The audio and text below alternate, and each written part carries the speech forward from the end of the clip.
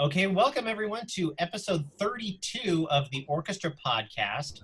We have two fantastic guests today. We have Ms. Beth Fortune, who is an orchestra teacher up in Ballard, and Annie Savage, who I'm just getting to know now, who does a bunch of different things that she's going to tell you all about.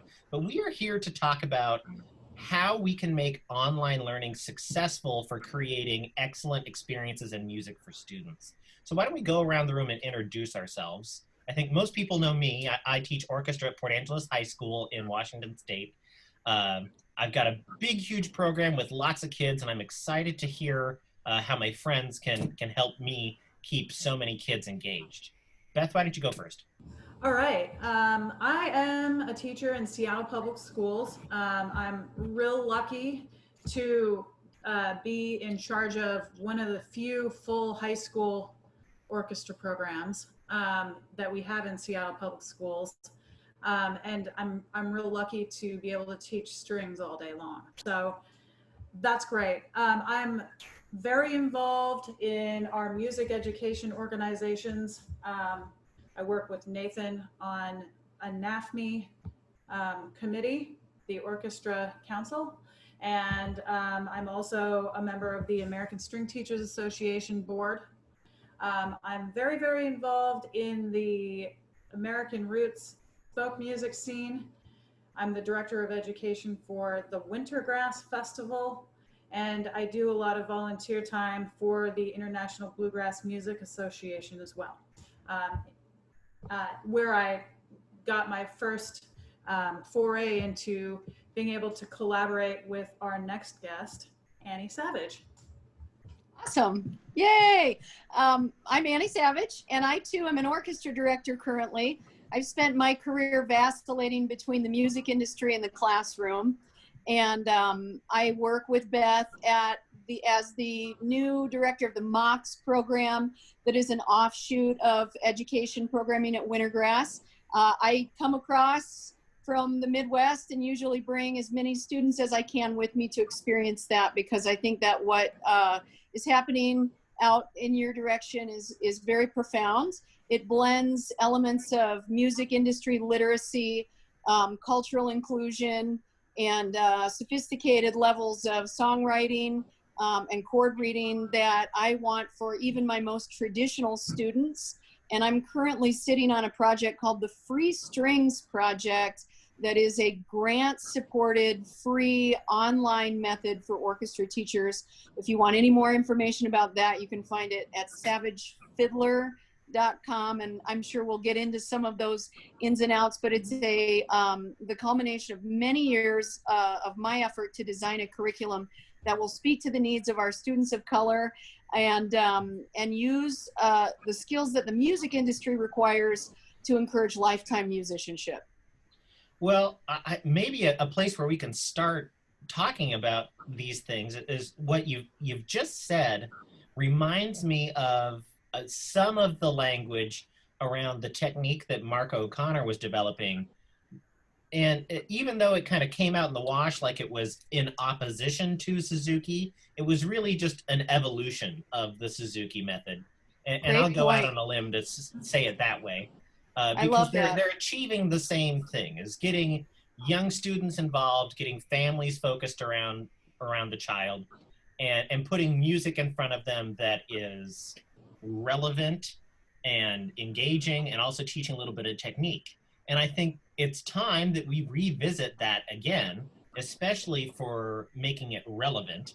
Because I don't think Lightly Row speaks to the core of any individual alive today. Well, I mean, it gives me terrible memories of being a child, but for the rest of us, there's not a lot of attachment to a song like that. And so, Annie, maybe you can talk a little bit about how can we just, with the beginners alone, how can we make the music more relevant? I think you've spoken to my heart, and I really like that you dissolved that the issue between that has arisen in circles between the Suzuki method and the O'Connor method, because I really credit the Suzuki method with probably bringing about the beginning of the American fiddle method. and bringing about, maybe even we could go out on a limb and say, you know, the incredible musicians like the Haas sisters and many others that are coming through the Berklee College of Music and that right now. I'm a Suzuki method player and someone who immediately left the Suzuki method and went into playing by ear in other areas. I think where there are 10,000 reasons why we should be looking at other curriculums and other forms of music beyond lightly row. But I don't see that there's like one central location or magic bullet that's really done that. And Nate, I think that the emphasis has still been on playing the melody and not thinking about music in terms of chords. And that's why we still get hung up on styles and we use phrases like eclectic styles or alternative styles rather than skill sets. And I think that the new curriculum really needs to be in getting string players to think about how to play backup, how to play chords, how to not just see themselves as an agent of a melody. And so I enjoy some of the techniques that I found in the O'Connor method, but I think that we're still looking for the magic bullet as string educators, and what it is radically different than what our kids are used to. And if I was going to find any common ground, it would be in the experience of chamber or string quartet. That's a very similar that's experience exactly to playing in a band. the next point I was going to bring up is that throughout my whole training up until I started to get into alternative violin was right. that the music is horizontal. Mm-hmm. That it's just, but as soon as you get into a theory class, they're asking you to think about it vertically. And the pianists have been doing that the whole time. And you see it in the schools of music where everybody who just has a one note instrument, and strings we dabble in playing chords sometimes, but rarely in the way a pianist would. That really struggle and flounder in those theory and counterpoint classes because our minds aren't constructed to think about that vertical relationship of notes and the way that harmonically things do move left to right. And therefore we're teaching kids how to play Mozart, but we're not teaching kids how to be Mozart, because Mozart's really just a master of 1-4-5, and any folk song can get you there. We're just not breaking down these walls, because so many teachers come from music school, and in our very traditional institutions of higher ed, orchestra teachers aren't getting the skills that they need to produce Mozarts, and so there's a lack of cohesion in the supply chain of orchestra teachers. And I think it's people like you and the work that you're doing with the podcast and the work that you're doing by even asking Beth and I are people who have a foot in the festival arena and in the music industry. We have to do our own professional development. Yeah. And I applaud your efforts in doing it with us. So I just want to please go ahead. I was a person who, grew up in a family that wasn't all that musical. Like I moved toward music, and my parents did what they thought they should do, get me piano and violin lessons. And I was, a very lucky kid, very privileged to be able to have that throughout my life. And I felt empowered upon graduating high school, being kind of a upper level member of my high school orchestra, and thinking this is something I could totally excel at. I'm going to study music and I'm going to become a music teacher, and hopped into that right away. But man, let me tell you what was a huge wake up call to me, and I figured out that I did not know squat. Day 2 of Music Theory 101, when I got my little half sheet back with covered in red, of my very first analysis of a chorale, because I was just I had zero knowledge of this, zero knowledge. And I don't know. I Well, mean, I was taught how to read notes and then type it out on a violin. I was even told how to interpret something. You know, I didn't even know that it was okay for me to take that Bach concerto and interpret it the way I felt it should be interpreted. Um, so that was a huge wake up call to me. How did I even get through college? I don't know. I found out that I was not that special. But But how you can, are special. thank you. How can we start addressing, I mean, well, these I think super that's the important silver things? lining here, and I hate cliches, but it's the silver lining is that for the first time, we're starting a school year not stressed out about getting ready for that October festival Yes. because we spend so much time. When I last year was my first year in Port Angeles, and we had the Mercer Island Festival like the 5th week of school. Yeah. So How am I going to get a concert? I made sure kids had instruments before school even started. We had a rehearsal on the first day of school. We didn't even talk about the syllabus. I just sent it home because we got to get learning this repertoire because I'm stepping into some really big shoes, taking over for James Ray and Ron Jones, and I've got to make sure that these kids sound good when we have our concert. Yeah. And that means we didn't get to a lot of theory. We didn't get to a lot of the, harmonic analysis and things. And now we have time. But Now we have the time. question remains, because I'm sure both of you, from when in your time in academia, that those classes were not the most fun. Well, they weren't fun because I didn't feel empowered. Well, I felt empowered for a while and then found out I was a very little fish in a very big pond. Yeah. I think that if,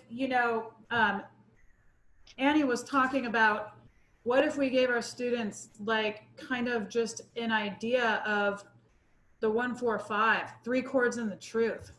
I mean, if I had even been taught how to play a 1-4-5 in G on a guitar before going to college, I would have had such an easier time with music theory.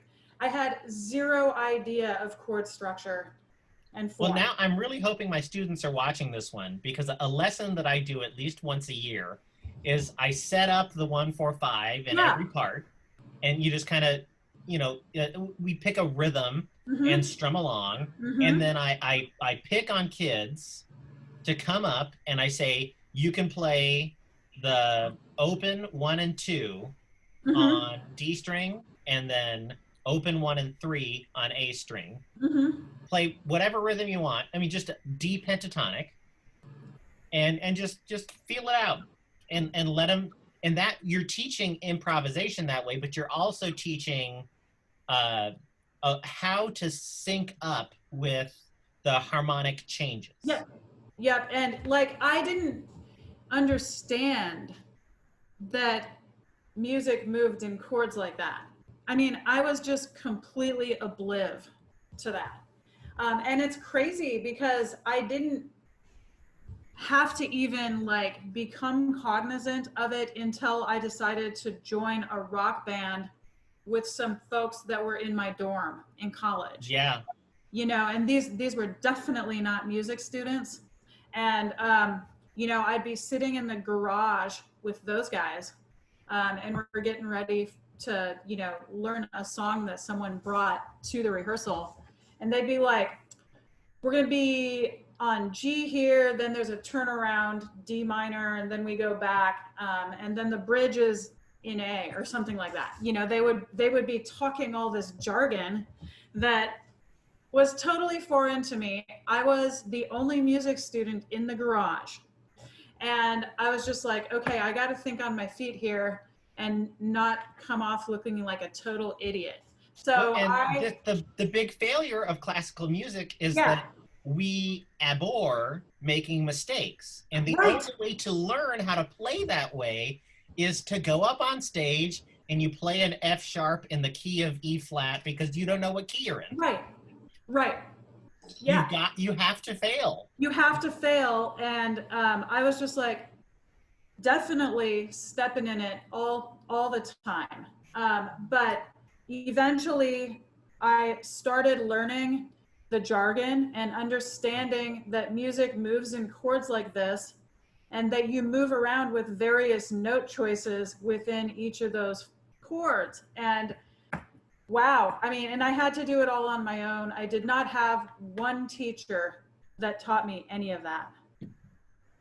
Those are the skills of a lifetime musician too. Yeah. I'm doing some grad work here, and I came across a study that indicates that of the only really 20% of all kids, 20 to 25% of high school kids that participate in large ensembles, only 10% of that 20 some percent will go on and participate in music as adults. And that's a really important number, Yeah. because we can spin our tails around how many all-state kids do we have? Or Yeah. do we get a one, or how do we get the 1+ at large group? How many kids are coming into the program? We can spin our wheels in what I like to call first world problems at best. But then really, what are we doing to those kids long term? What are they going to do when they leave the classroom? And are they going to be able to continue playing music, or have we pressured it out of them through anxiety, huge anxiety building experiences? And have we even given them the very basic tools that really they would have only taken 5 minutes a day for a trimester? You're bringing up a challenge to the prevalent philosophy that I agree with, or I agree with you, is that the orchestra isn't about the director. Right. It's about the ensemble and the members in that ensemble. You know, what makes the Port Angeles High School Orchestra great is the sea of blue dresses, not, you know, the guy waving the stick or the woman waving the stick. It's about the orchestra, not the director. Because the Berlin Phil will always be great, and they'll have 12 different directors throughout the season, or maybe more. But it's always the ensemble that was the great part. And I asked the question with the utmost of respect, because I've been a person auditioning for those orchestra seats before. Will the Berlin Philharmonic always be great? And will the Berlin Philharmonic always exist? We really depend on this infrastructure of a classical music industry that runs the gamut from allegations of white supremacy and patriarchal structure to potentially just not being a skill set that is anything other than 100 years old. And I don't mean, if we have people watching, I have spent my life conducting. I went to Interlochen Arts Academy. I'll never forget the day I played under John Williams. Even, I love the orchestra structure, and my favorite composer is Debussy. I think that we are able to achieve incredibly beautiful, sophisticated moments, but those do not need to be predicated on the absolute sublimation of our students. We can do both at the same time, and I feel like the idea that we don't have to do both at the same time is not only really handicapping our students, it's starting to look very systemically racist to me personally. Yeah. Well, something that I keep coming back to this throughout the episodes of the podcast. An early episode I did with Dr. Anna Edwards, and we were talking about including music written by women, written by people of color, because that's sort of the purpose of what she does with the Seattle Collaborative Orchestra. And the resistance there is, well, what about Mozart, or what about Beethoven, or will there still be a Berlin Philharmonic? It's not taking away the old traditions and demolishing them. It's accepting and adding and including more. So it's not taking away, it's adding more is the misconception when we come up against the wall of you're trying to take away the thing that I love. Well, and it's an important point. it's also accepting and including um, ways of playing and ways of learning and ways of collaborating that aren't the Eurocentric setup. Yes. So different different formations of people playing music together, completely different styles, learning in different manners, by ear or by alternative notation. All of this is included in that. It's not just like taking a piece that has been scored. Sorry about that, folks. We had to take a quick break there, but when we left off, we were starting to talk about the way that we could challenge the models of education.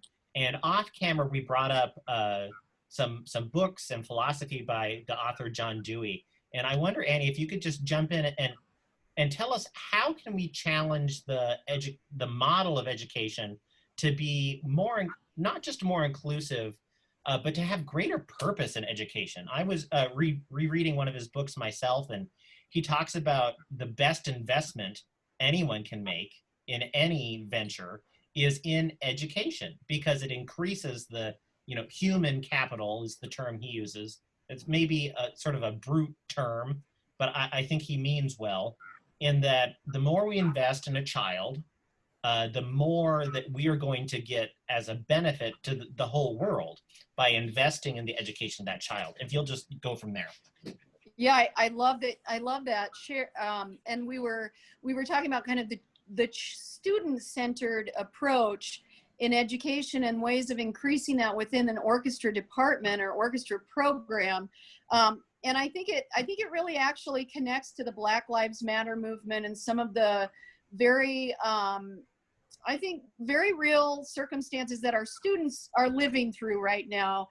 And so in a student-centered approach, we really ideally we meet the needs of equity, diversity, inclusion, whatever vague language your district likes to use around what really is anti-racism in my speak these days. When the student has a little bit more creative input in the program overall, we can still use some of the structures that exist in a traditional orchestra. And I think one example is the podcast that we're doing right now.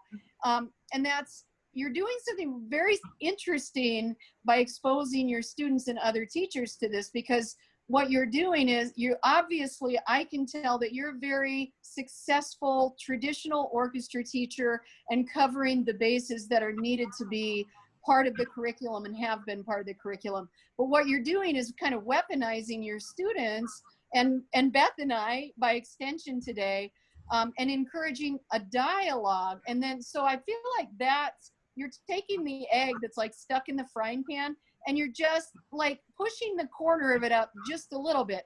And the magical thing that happens with humans and artists when you do that is that they will reach under there and really start to, they will start to create, they will start to come up with beautiful ideas of their own. So I love the egg analogy. Yes. My students and anybody who knows me knows that I talk mostly in parable. And if, Are you a metaphor guy? if we can scoop the egg and save the yolk. Mm-hmm. Yeah. That's take it a little bit further, because some of us have a good thing going. We've got, big program. Beth and I are part of a very small group of people in the country that teach strings all day. Yeah.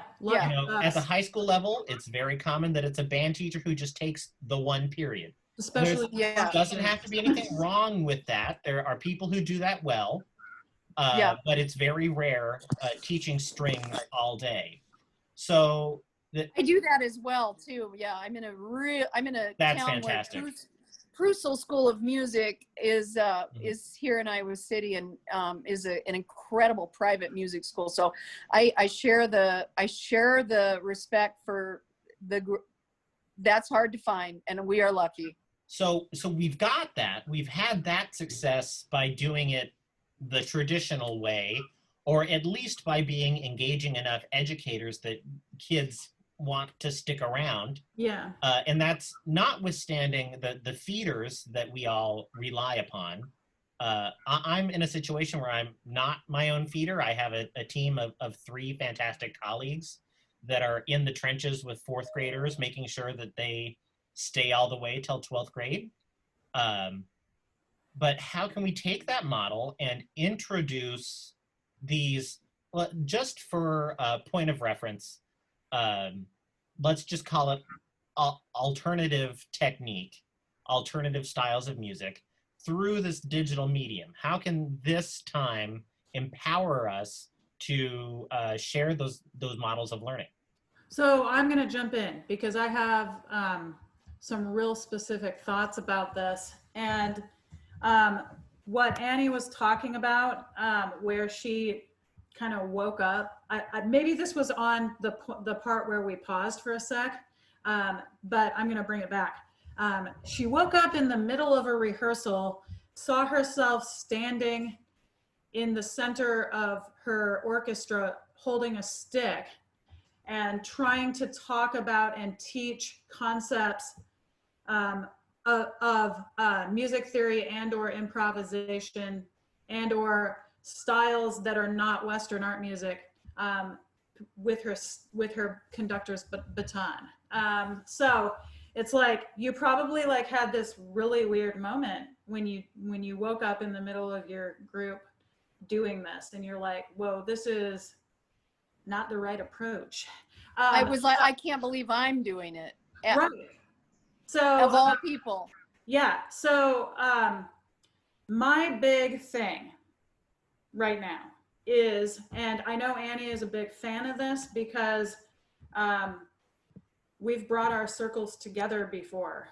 She's flown her students and her cadre out to Seattle so that they can hang at Wintergrass with the Ballard kids.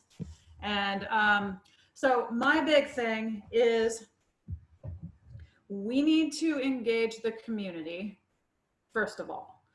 We need to get folks, even if we ourselves are experienced improvising musicians or something like that, we need to get community members in and put them in the role of teacher. And we need to grab a fiddle and go sit down with the kids. So positioning. Amen. 1,000 times amen. I'm gonna let you keep going, but yes, teachers have to play with their kids. Yes, and you need to position yourself in front of your kids as a learner and as a member of the learning community and as a partner a lot of times, and as opposed to just that person dictating from a podium with a stick in hand. And something that I like to do, and hopefully if educators out there watching, something that they might try, is cello is maybe my weakest out of the string instruments. And I make a point every once in a while, I pick a cello player and I give them the baton. And I say, okay, we switch. And then they're leader now, and I have to ask my stand partner, hey, what fingering are you doing there? You know, I know the answer, but just to put myself in the learner's shoes, so that the student always feels like there's nothing wrong with not knowing. If I'm willing to show that there are times where I am in the seat of not knowing yet, then we can add that word yet to any skill or task. Or we'll figure it out together. Whatever problems we encounter, we're going to figure it out together. And then that way, students don't feel ridiculed for not knowing the answer. And guess what? Teachers also sometimes feel ridiculed by students for not knowing the answer. Well, and that goes to Annie's point of the teacher is not the gatekeeper of all knowledge. Right. A viola player in the back row could have an amazing aha, big realization, enlightenment moment. And unless we have a classroom structure where that can be shared and the whole class can experience it, that moment of enlightenment is lost, or maybe even like squelched, like because we tell that student, no, that's not how you do it. Right. And I mean, this goes for any kind of music. Like you might be working with a community member on fiddling or jazz or something like that.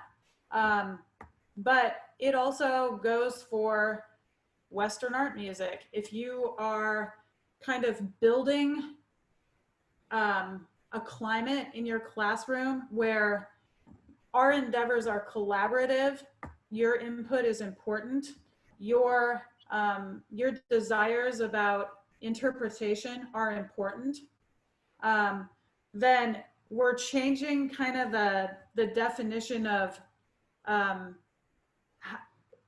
Western art music and making it more inviting to all voices and to all participants.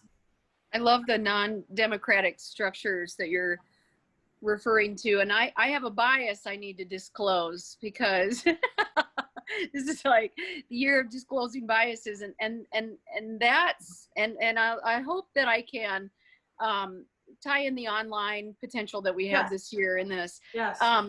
Really what I understand in my experience in the music industry is I am not an egalitarian when it comes to technique.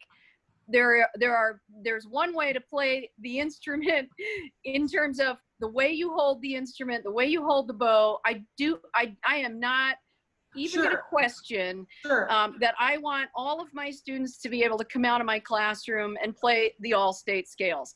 So there is no room for a different approach on technique. I'm the expert in that. That's my job as an orchestra director. Beyond playing in tune with clean technique and beautiful tone, I think that when we first started to invite people into our classrooms, they were fiddle players and they didn't necessarily have that technique. And I think that's a big fear on behalf of traditional directors, that now what you're talking about is going to jeopardize their technique. And so I always put that out there, like, we're not talking about egalitarian technique. There's only one good way to play the violin. It's my way.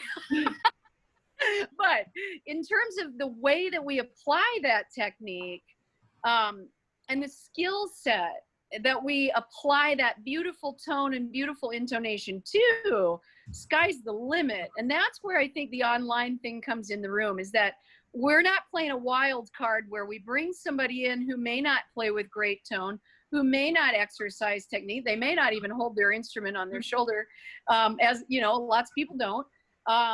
But we have the opportunity to expose our kids to great technicians that improvise and play over chords. And that's where I'm going right now in my curriculum, is this is a player who can play circles around anybody who's sitting in audition, you know, but they also improvise. Right. Because I feel like we lose the rigor. There's this framework with improvisation and alternative styles where it's like, why are we, for example, exposing kids to all kinds of world music in elementary school and then limiting their experience to European-centric curriculum in high school? And do we realize that we're sending the message to our kids that the Banana Boat song is not as sophisticated as Berez, right? And is that true? Exactly what you're talking about is something that I experienced going through my undergrad at Pacific Lutheran University, where the music education content area is really focused on elementary general music for like 60% of your courses. Because likely, as a freshman in college, a band, choir, or orchestra student, you've just been in a, you know, somewhat successful high school band or orchestra at some point in recent history. If you had to do a rehearsal, you could probably wave a stick and get the kids through a song. But how many kids actually had a general music experience, if at all? And was it, you know, the up here, very thoughtful, best practice kind of experience? And as we dug deeper, when I was a student, looking at the Orff-Schulwerk method, there is a way that it has been implemented in not just Washington State, but in America, that much like the Suzuki method from time to time, doesn't match up with what was originally intended. Right. And I think what Carl Orff wanted was children experiencing music of the world through movement. And sometimes it turns into we're waving scarves and music is playing, you know? And Right. I know many effective ORF teachers out there, but much like the Suzuki method, it needs to evolve and have its leaders really consider: are we achieving the goals that whoever created the system set out to achieve, and how can we continue to achieve those goals with different clientele, and to evolve not necessarily the method, but the approach and the tools to be more inclusive. So when we get into this online learning for orchestra students, and we're kind of talking about maybe using improvisation and alternative string playing, how can we implement that in the online model in a way that includes the voices of Black musicians and Black composers, women composers, and also introducing things like history, I think, are important, but maybe we won't get too off track. Beth or Annie, who wants to take that one? I think there are ways to do this online, and it kind of stems from basically setting out a chamber formation approach at the very get-go. So just, making sure that students understand that a lot of our learning this year is going to be in small learning groups. We can call them small learning groups. We can call them chamber groups if we want to be Eurocentric. We can call them small ensembles, whatever we want to call them. But having students understand that a lot of the learning that we're going to be doing this year is going to be in small groups. And then teaching communication skills first. So chamber technique, which is the Eurocentric way of teaching people how to communicate musically with gestures, I guess, and breathing. And then having students really dig into what's meaningful to them. So maybe doing a heritage inventory, interviewing family members, finding out what is their true background, what is their true story, coming back together in their group, sharing about each other's story and heritage, and then through training in consensus finding, having the group decide what story or what piece of this are we going to uphold, maybe, or uplift. Maybe it's finding the story among us that has the least representation, and we're going to uplift that story that has the least representation, and we're going to collectively find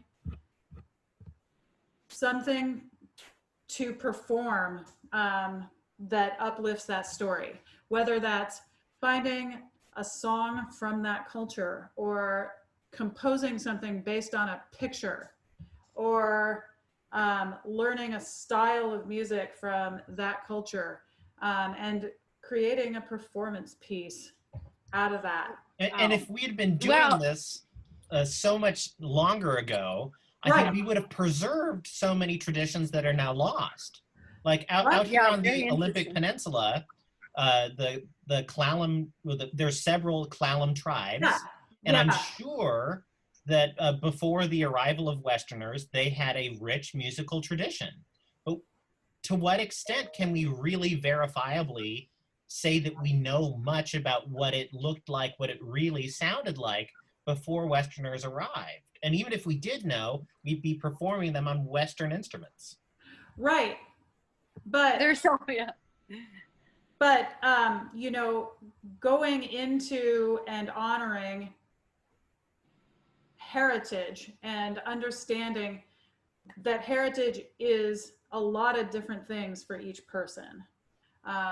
And having a place for people to bring their story to the table and for it to be honored is maybe one of the first steps.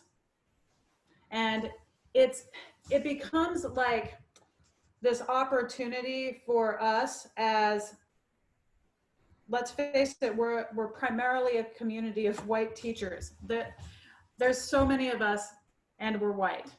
So we need to like understand that sometimes it might be inappropriate for us to be like, here's a Native American song and we're going to play it on our violins, you know?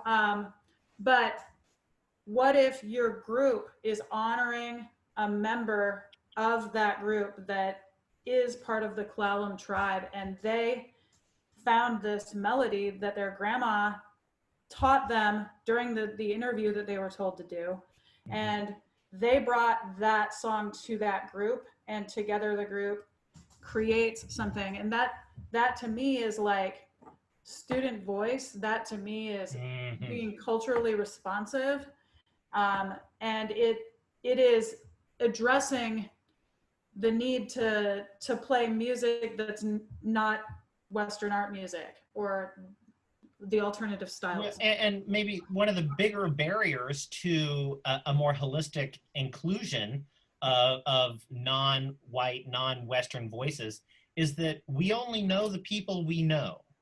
Right. I was talking with Anna Edwards in one of my first podcasts, and we were talking about, you know, how you get a conducting gig or how you have people on your podcast is you start with, who are your friends? Who do you know? Right. And I think we've realized we need to cast a wider net. Cast a wider because net. It's inappropriate to take all of your questions about Black issues to your one Black friend. They don't have all the knowledge on that, and they might be tired answering those questions because they're the one Black friend for like 30 different white people.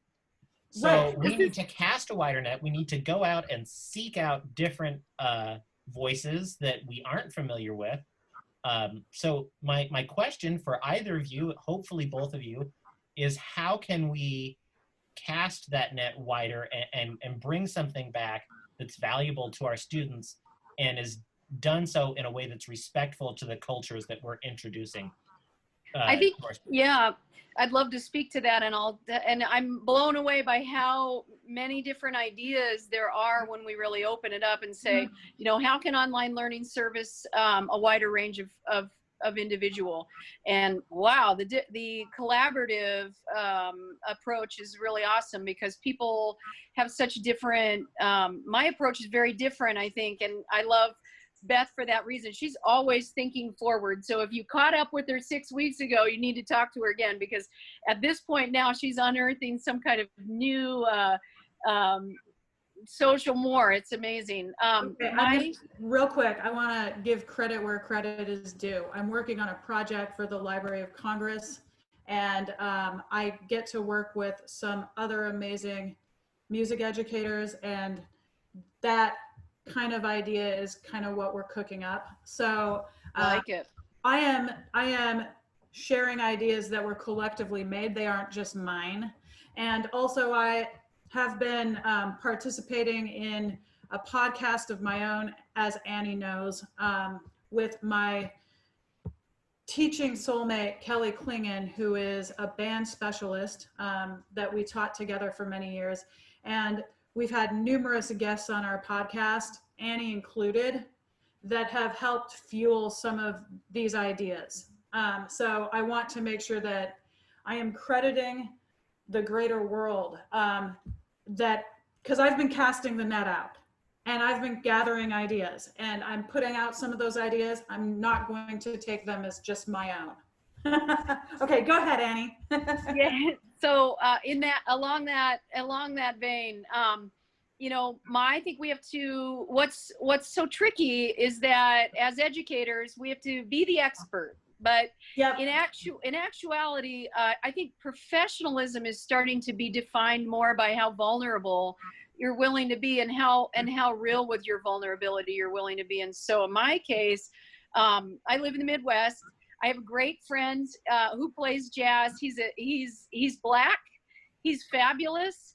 And I approached him with the idea that really we're marketers. In a high school, we're marketing. Our programs are sending messages that we're smarter to be aware of than pretend like we're not sending messages. And if we're standing in front of a mostly white group and we're performing European curriculum, there's no way around the fact that to our students of color who are watching that happen, walking past our rooms, there's something really disturbing happening there. And so what I have done in my own life is I'm going to ask the embarrassing question. And I did have a really good friend of color and said, you know, we've got to take control of this marketing, because to act like it's not happening is to overlook the needs of the students who are both in and out of our programs. And he, God bless him, was very receptive because he sees it too. And he just is willing to talk about it. White people are the people who are not willing to talk about race, not people of color. So go ahead and have that conversation and be vulnerable. And we did that. And then we hit this barrier of what is the real reluctance on behalf of our very high ability kids classically to improvise. It's probably fear. They don't want to make a mistake. Okay, well then the online format is perfect because they don't have to do this in public. They're going to do it at home. There isn't anybody there with them. It's just them. And so what a great opportunity to give them some play along tracks and some lessons in improvisation. And then I think the next question we hit was, well, all these styles are so different. Are we going to teach mariachi? Are we going to teach jazz? Are we going to teach the blues? Are we going to teach? And the reality is that American pop music, if you're talking about just playing over simple chord changes, represents a lot of different people in America. And it's specifically American. What a beautiful thing, because it's also... You're hitting the bell that's dinging in my head is the true American art form is jazz. And it wasn't white people that made jazz. White people took jazz and stole it and cleaned it up and made it appropriate for white audiences. But the idea of like call and response, improvisation in a jazz style, I think is a uniquely Black American modality of music. And it is, and it leads to the music industry. It leads to the entire music industry, which is the difference between Black jazz and Eurocentric notation, which you're basically like grabbing breadcrumbs instead of even understanding form and repetition and all of these other skill sets that determine whether you can go on and have a career in music or not, either as an amateur or a professional. So if you want to get a room full of orchestra teachers to say, you just bring up jazz at an ASTA conference. So I think something that jazz has been doing that we've been leaving out is asking kids to transcribe a solo, or asking kids to, like, they have all the resources already. I mean, I forget what the name of the app is where you can pull up the backing track to just about any tune and record yourself improvising. This is right. If we're on the topic of tools for educators, there's more than one app, there's more than one resource. Give your kids a backing track as an assignment and just say, play for 16 measures, or if you want to make it 90 seconds, or however you want to present it, after having done a asynchronous introduction to the lesson, and see what the kids send back. And then you're going to give them feedback of, hey, here's what didn't go so well and here's why. But then they're learning music through this non-Western modality, definitely one that we've kind of co-opted, but it's a step outside of the pool we're comfortable in. Right, and I think we need to give props to any kind of music that's improvisational, that doesn't utilize so many chord changes, and really, like Beth mentioned, start with 2 chords and now add a 3rd chord. Like, my dream scenario is to have a curriculum for public school orchestras based on chordal literacy that starts very simply. And because jazz is really repetitive, it's our white ears that don't understand that the jazz is just 2-5-1, like pop music is 4-5-1, and Right. it's really not that complicated. It's just that it's a very different set of consonants and that kind of thing. But Well, the I think, whole culmination of the Orff-Schulwerk method is the vier Stücke for barred instruments, and it's been in a bunch of movies, and it's 4-5-1. I mean, it's boiling cabbage down, really, yeah, because all music is that in some way. I read a great journal on how even 2-5-1 is really 4-5-1, and 4-5-1 is really just 5-1. That all yeah, music globally in any tradition is that tension and release every time. yeah. And if any of your readers are looking for extra resources on this, I would really recommend Ed Sarrett's book, Black Music Matters.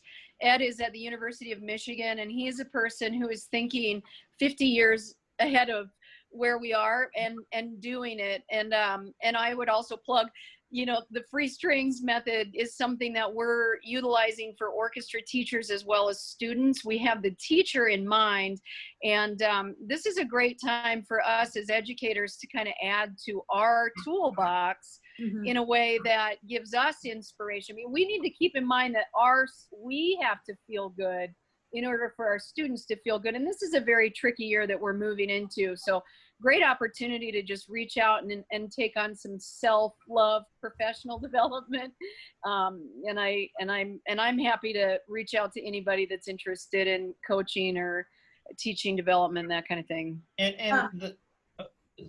Sorry, this is like the problem with Zoom. Go ahead. Yes, please. So something that's coming to mind here is there is hesitation to teach a modality outside of what one is comfortable with, or what's, me presenting Black music as a white man can feel a little tricky.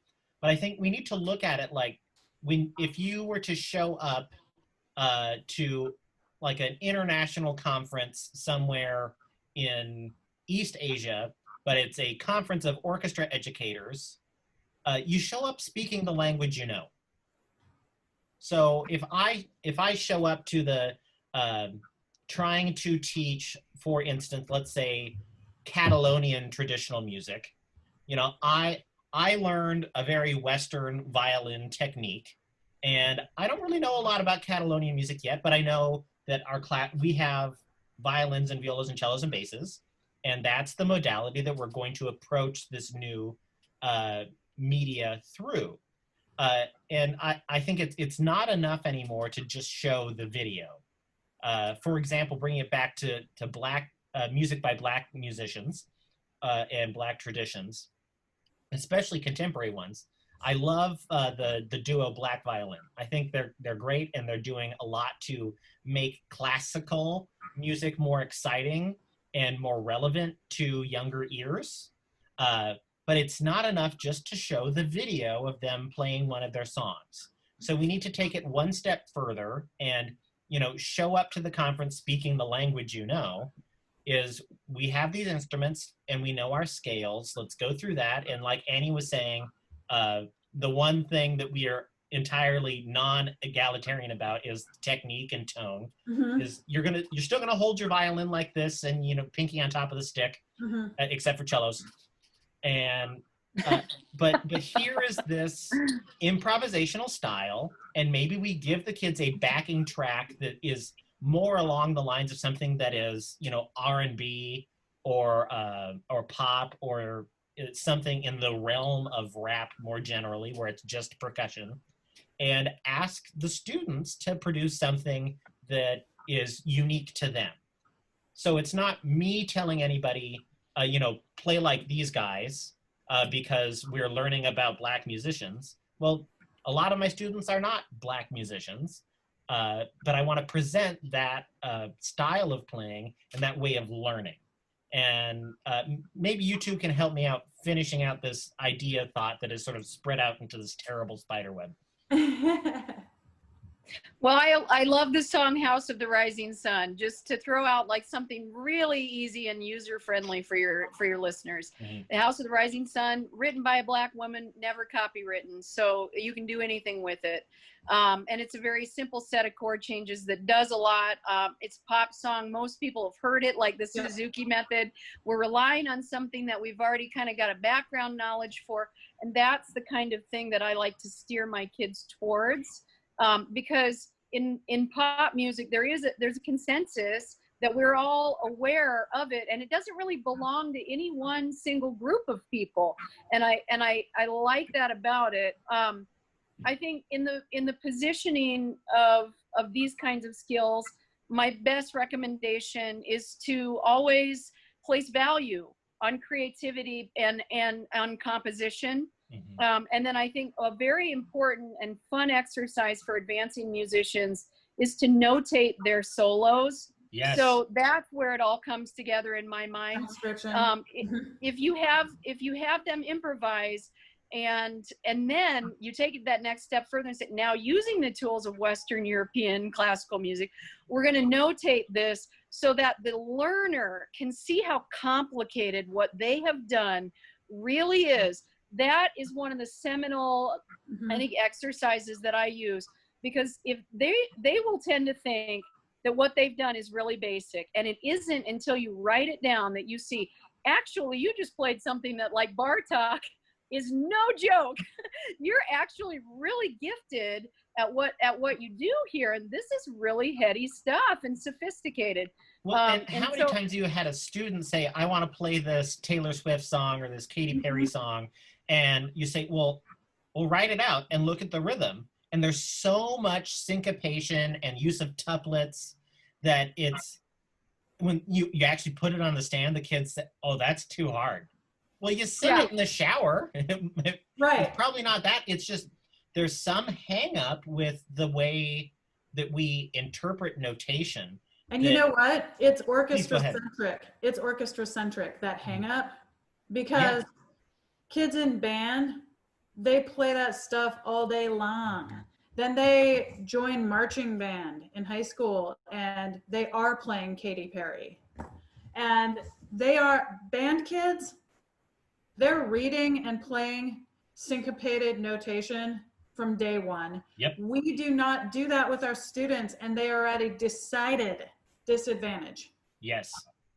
Yeah, I agree. We could argue about this till the cows come home, and I don't see any cows nearby. But we are so hung up on the perfect technique, perfect tone, and I've seen when you compare the band method books to the orchestra method books, like you got to have your D major scale by Thanksgiving or you're ruined.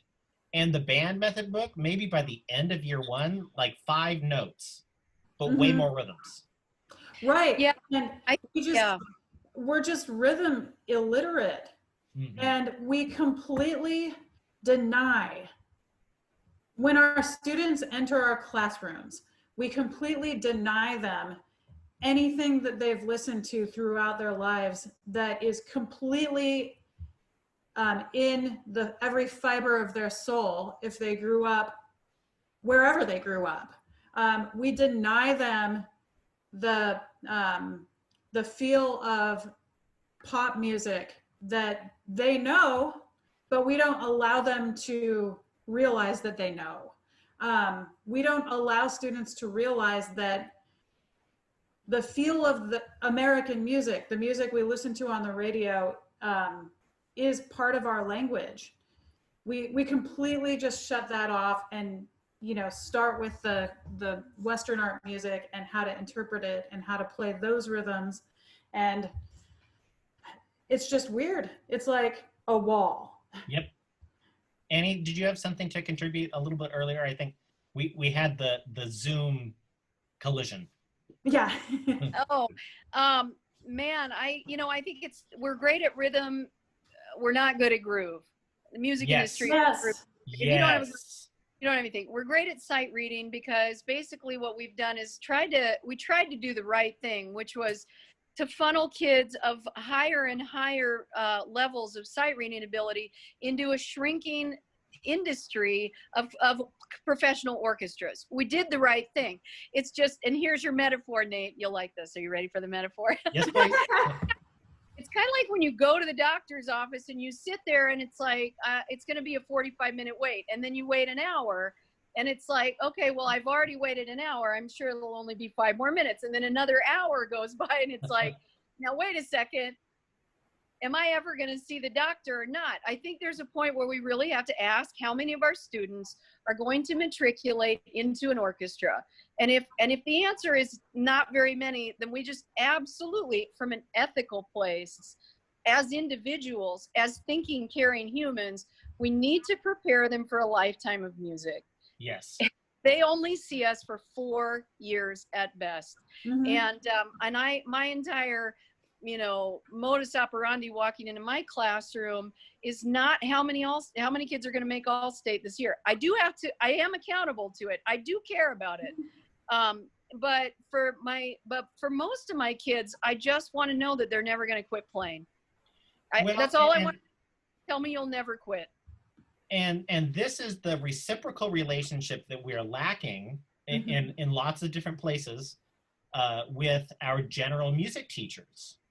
It's not just how are they preparing our young elementary students for an ensemble setting, it's how are we building as ensemble teachers on the work that they did with our kindergarten, first, and second grade students.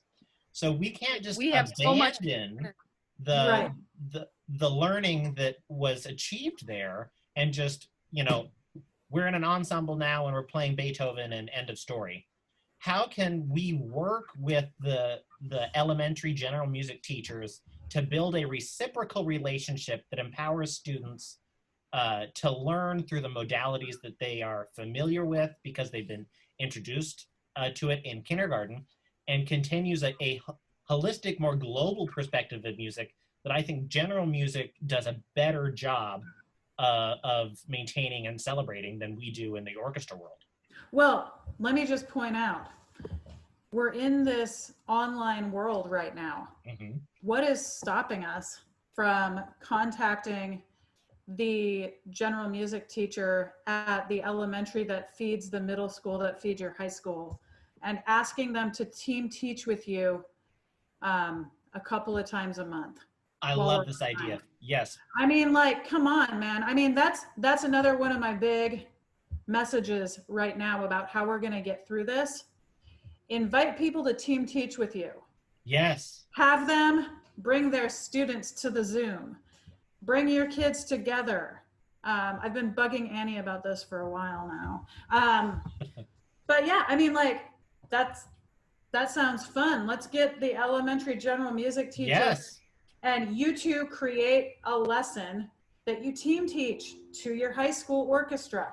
Well, and my predecessor, James Ray, who is just a prolific individual and somebody who so expertly says the things that we're all thinking and feeling in a succinct way, he said, why do we say social distancing? That is the absolute worst way to categorize what we need to do. We need to physically distance. Yes. So we need to stay physically separate, but we need to be socially closer than ever. Yes. Because that's the only way we're going to survive this. Yes. I love it. We need to rely on each other, and we need to think of like very, very different approaches to how we're going to get our kids taught this year. And that's casting a wider net. It's casting a wider net. You know, Beth and I, we know how to teach orchestra really well. With the rehearsal setting, a sheet of music in front of the kids, we got it. We know how to do it. But this format where anything can happen, or for instance, we want to do a jazz lesson, you best believe I'm going to bring somebody in who really knows jazz. Yeah. Because at best, I'm interpreting what somebody else does. Let's bring in the professional. Which is why people use words like fun. It's just a fun, the spring fling that was always it's like. not just for fun. This is learning. Let's make it serious. it's a rigorous academic pursuit that leads to a career, actually. So Yes. one of the things that I'm doing is really reframing the words I use, like you're intimating, Nate. What are the words I use? What are the actions I choose? And what am I doing what I think I'm actually doing every day? What? You know, it's really amazing what happens when you're reframing your words to be empowering to string students, to help them believe that jazz is open to them and that it is something that a community that would open their doors to them.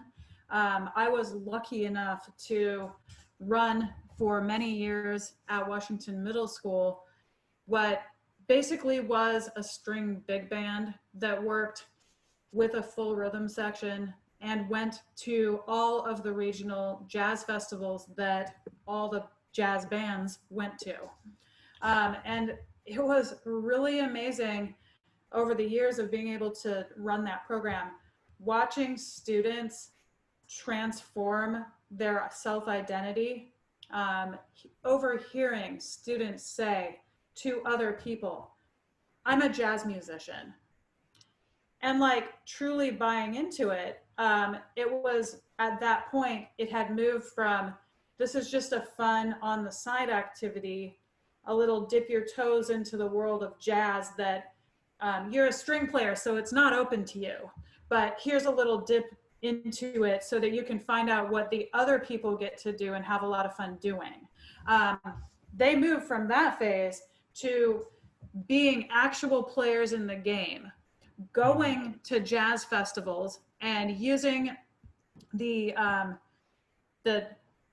technique that string players tend to get a little faster than band kids sometimes, to completely innovate improv, to completely like be totally on the list of award winners at jazz festivals, to be completely able to learn the swing feel and completely able to take jazz charts and be able to read them with the right feel and improve their sight reading by leaps and bounds because they learned to follow the chords above and they learned like, you know, to think in phrases and, you know, think forward and.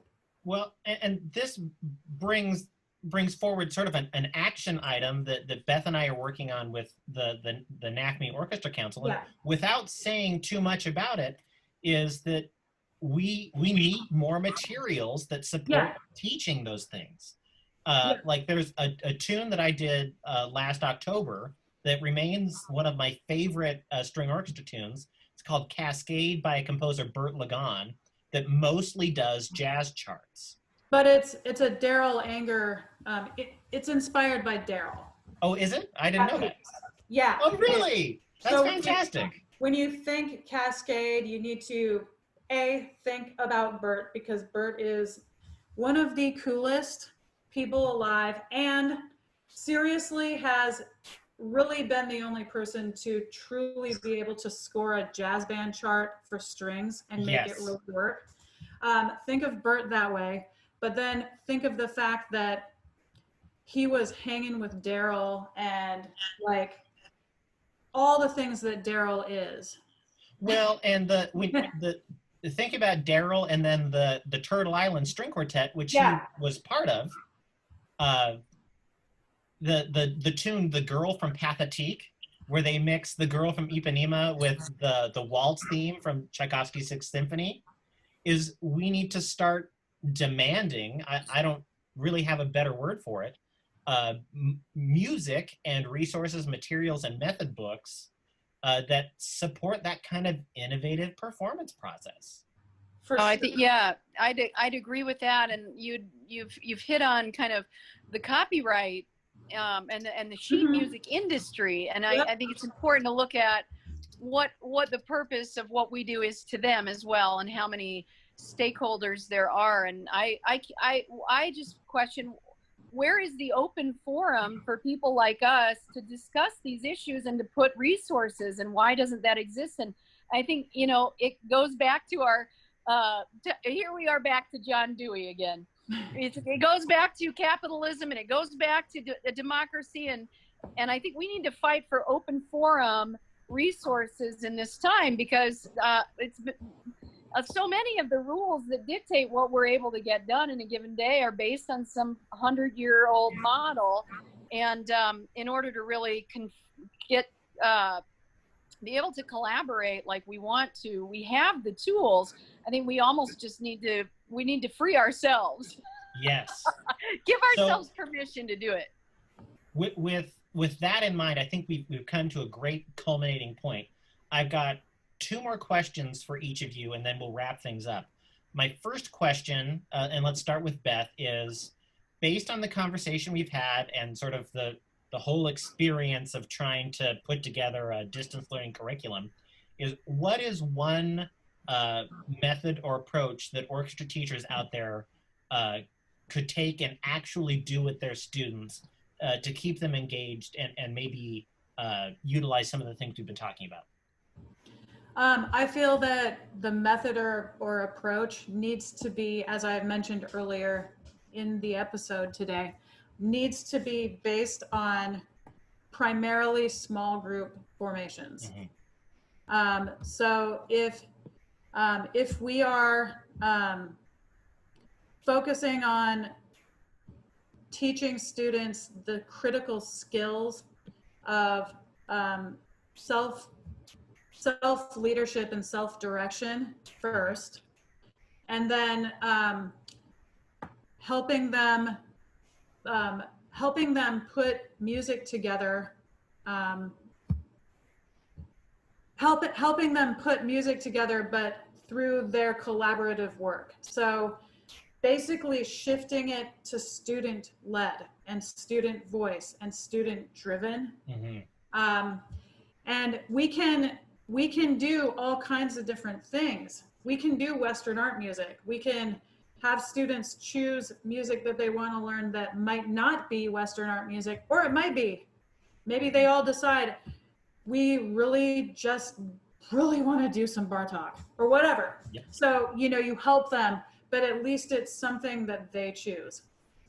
Student choice, student driven, small group focus, see the teacher as a person who can help make connections, a person who basically is in a facilitator role. And don't forget to put yourself in the role of the learner in front of your students quite often during this time. Okay, same question, Annie. Well, I'm biased, Nate. I would invite people to check out savagefiddler.com, where we will be putting up our 35 play-along lessons that teach improvisation in a bite-sized curriculum. Everything is free. I don't monetize it. You can sign up on the mailing list there, and then we'll send it directly to your inbox on September 2nd. Very easy. I think, you know, I wouldn't overlook the resources of Christian House because we are talking about jazz, and because it does travel through a curriculum that's pre-existing. I think jazz for string players is a really powerful thing, and I think he does a great job of laying out, learning how to play along the chord changes. So you check, I mean, and Beth knows that we overlap in many ways. Yeah. And I certainly do a lot of what he does with fewer numbers of chord changes, but I have to say he does a really good job of doing it. And then Kristen has a ton of free resources on YouTube, BT Dub. He really does, and yeah. He does a great job. So there's my method, there's Christian House. I think in terms of what classroom teachers need, since that's, you know, if I'm asking for something as a classroom teacher right now, man, I'm asking for a Sibelius or Finale, because I want to think about myself as a composer. Mm-hmm. And I want to use the, you know, $100 that I would spend at J.W. Pepper on my time And so if there's a way to free up budget or raise money so that you can compensate, yourself with either time or resources for composing your own works for your own program, I think we all need to wake up and become more conscious as educators and say, we are composers as well. We are the trust experts. ourselves. Well, So you Yeah. know your group best. You are the one who knows your group and your community best. Not, Right. Richard Meyer writes great music. So does Brian Balmages. yeah. But they don't live in Port Angeles. So that's, I'm the person who can speak best to, what my community looks like and provide music for that. And I think to Yeah. kind of wrap up this idea of what both Beth and Annie have said is, let's bring in voices that aren't yours Mhm. to the discussion. And I would add, provide multiple options for students. Yeah. Because it's not going to be possible for every student to learn in the same format right now. Outside of everybody having a computer, everybody having internet, everybody's going home to a different environment. So we have to provide as many different options as possible for students to continue to engage.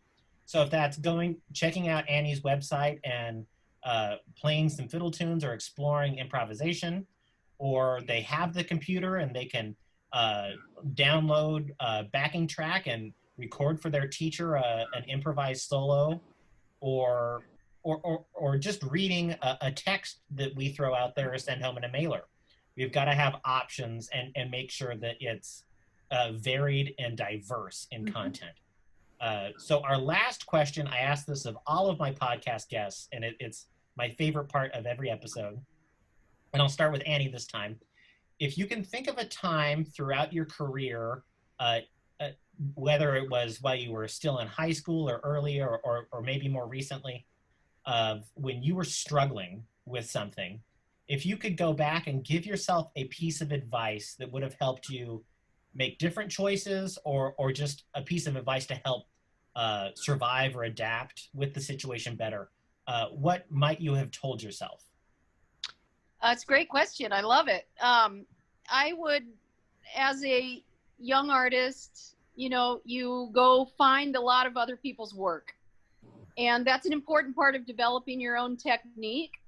But I felt like this relates to Beth's share on art school. And I had a nervous breakdown in music school, basically because I was in a crisis myself. There was a lot of pressure, a lot of competition. I was practicing 10 hours a day to become an artist. And if I could do anything for my young self, it would be to go back in time to that person who was really working very hard. And I would just whisper in my ear, you're already an artist. Right now, you're an artist. There isn't some day in the future where you will get a piece of paper that is going to mean anything other than what you can do right now. And so we chase the paper, we chase our goals, we chase so many things, and rarely do we realize what's happening. It's kind of like John Lennon's life is what happens when you're making other plans. Being an artist is what happens when you're making other plans. And so we should own that. We should give that to ourselves. We're not monetizing in a way that would suggest we don't owe it to ourselves. Mm-hmm. So. And I guess for me, that is, it's a similar answer. And Nathan, you might have been feeling kind of the same way as me, as we both have moved into rather large programs that we've taken on over the last 2 years. Mm-hmm. I think we did that at the same exact time, maybe. But I tell you what, I went through a very hard time in my career over the last couple of years. My piece of advice, having made it this far to this point, is to a younger self, not very much younger, is you need to trust that inner compass. Mm-hmm. You know the skills, you are a good teacher, and you are capable of moving you are capable of moving this program forward and making it even better, and your voice has something to offer. Like, I just went through, am going through a period of questioning, a period of second guessing. And I would tell that self to trust. You know what you're doing. You're on a good path. Yes.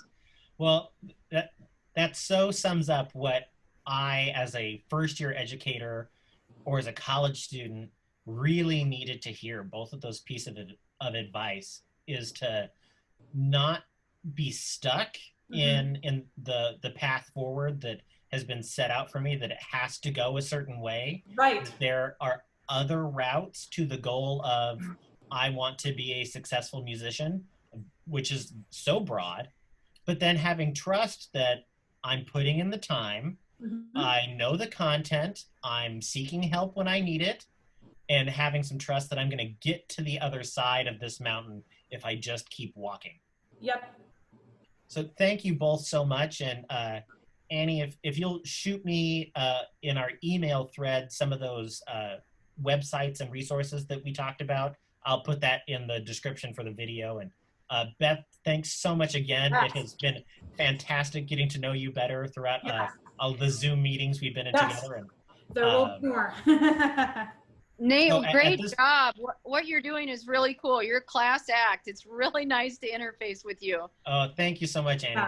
Well, I'm going to say goodbye, but I have a couple more questions after the video's done recording. So let's go ahead and say goodbye to the audience. Bye, everybody. Thanks, everybody.